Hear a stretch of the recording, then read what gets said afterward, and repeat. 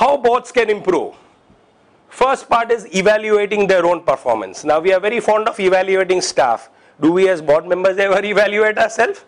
I seldom come across that. But I know I've served on certain international boards. I go through a self-evaluation every year.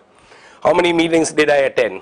What has been my contribution to the organization? What is it that I've done this year which is one good thing I've done for the organization? Have I contributed intellectually, financially, or whatever other way? Evaluate. Sometimes when we do a self-evaluation, we shame ourselves and walk off the board quietly instead of being a nuisance value on the board. The point is that we evaluate staff, we never evaluate boards. It's something that is, again, the law doesn't tell you to do that. This is a governance desirable. If you can evaluate staff, evaluate board. Having a strategic plan in place. Every organization is good. You have a 3-year strategic plan, 5-year strategic plan, and there will be workshops and strategy planning to come. Establishing systems of checks and balance with the CEO and the staff. Moving board members who are only there for the star value to positions of patrons or advisor. How many times we see that this famous cricket star is on our board, or this film.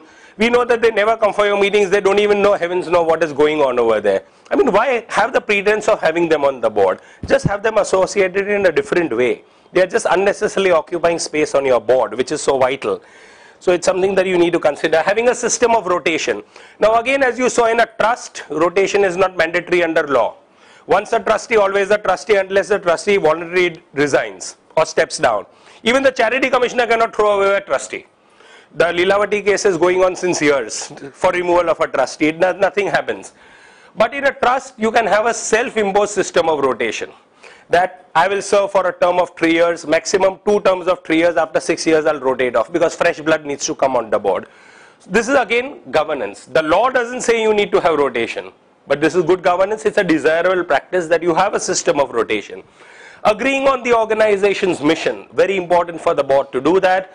Focusing mainly on what matters. Half the time at board meetings we are discussing on everything but what matters. You go round and round on other things. Another important part, knowing their specific roles as board members. Oftentimes we take on trusteeship, we have a vacancy. Okay, I know this friend, I'll tell him to join the board, and the person says, okay, yes, I'll come since you have asked. Aapko na nahi bol sakta hu, I'm gonna come. So they become bingo. This person doesn't even have a clue what am I supposed to do. Do you ever appoint staff without job description? Do you appoint a CEO without a job description? Do you appoint a trust secretary without a job description? How do you appoint boards without a job description? They need to know upfront what is it that they are required. Including at there, you have to do the 3 Gs.